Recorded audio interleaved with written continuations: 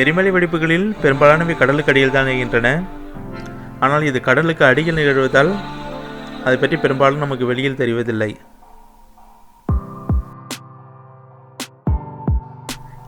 கடலுக்கு அடியில் இருக்கும் எரிமலைகளின் சரியான எண்ணிக்கை இதுவரை மதிப்பிடப்படவில்லை. இருந்தாலும் இது 1000க்கும் மேற்பட்டவையாக இருக்கலாம் என புள்ளி விவரங்கள் குறிப்பிடுகின்றன. நிலத்தில் நடக்கும் எரிமலை வெடிப்பிற்கும் அதேபோல நீருக்கு அடியில் நிகழும் எரிமலை வெடிப்பிற்கும் பெரிய ஒரு வேறுபாடு இருப்பதில்லை. இருப்பினும் இதனுடைய தீவிரம் நீருக்கு அடியில் சிறிது குறைவாகவே இருக்கும். நீருக்கு அடியில் வெடிக்கக்கூடிய எரிமலைகளினுடைய தாக்கம் நீரின் மேற்பரப்பில் இருந்து அதனுடைய ஆழத்தை பொறுத்து தான் அமைகிறது. ஆழ்கடலில் எரிமலை வெடிக்கும் பொழுது மிக ஆழத்திலிருந்து வரும் உருகிய பாறைகள் அங்குள்ள நீருடன் தொடர்பு கொண்டு விரைவாக குளிர்ச்சியடைகிறது. தண்ணீர் மட்டும் சூடாக மாறும், ஆனால் இது எளிதாக ஆவியாக மாறாது.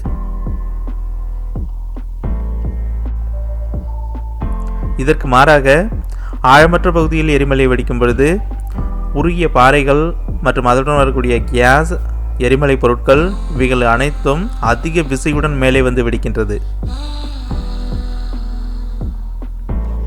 ஆழமில்லாத பகுதிகளில் நடக்கும் எரிமலை வெடிப்புகள் மிகவும் ஆபத்தானவை. ஏனெனில் இவை நீரை எளிதாக ஆவியாக மாற்றக்கூடியது. ஒரு சிறிய அளவு நீர் ஒரு பெரிய அளவு நீராவியாக மாறி வெடித்து வெளியேறுகிறது.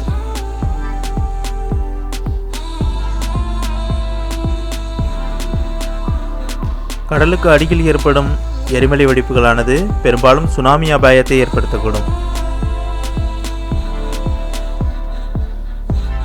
ஆழ்கடல்களில் நடக்கும் எரிமலை வெடிப்புகளில் அதிக அழுத்தத்துடன் உள்ள நீரினுடைய எடை எரிமலை குழம்புகளை வெடித்து வெளிவருவதிலிருந்து மூடி போல காத்து தடுக்கிறது.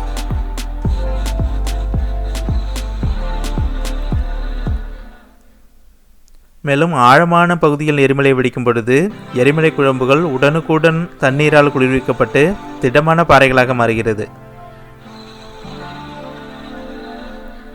இதுபோல குளிர்ந்து உருவாகும் பாறைகள் நாட்கள் செல்ல செல்ல சிறுக சிறுக சேர்ந்து நீரின் மேற்பரப்புக்கு மேலே உயர்ந்து ஒரு பெரிய மலை தீவுகளாக மாறுகிறது.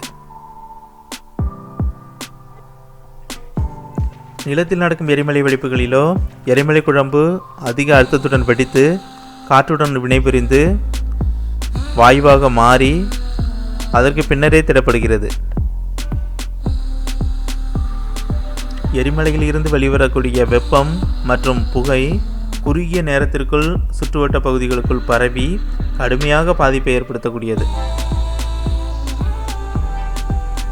இது மட்டும் இல்லாமல் எரிமலையின் வெப்பம் மற்றும் புகை இவைகள் காலநிலைகளிலும் பெரிய மாற்றத்தை ஏற்படுத்தும். தொடர்ச்சியாக நடைபெறும் எரிமலை வெடிப்புகள் நாளடைவில் எரிமலையை சுற்றிலும் ஒரு பெரிய மலைகளாகவும் உருவெடுக்கின்றது.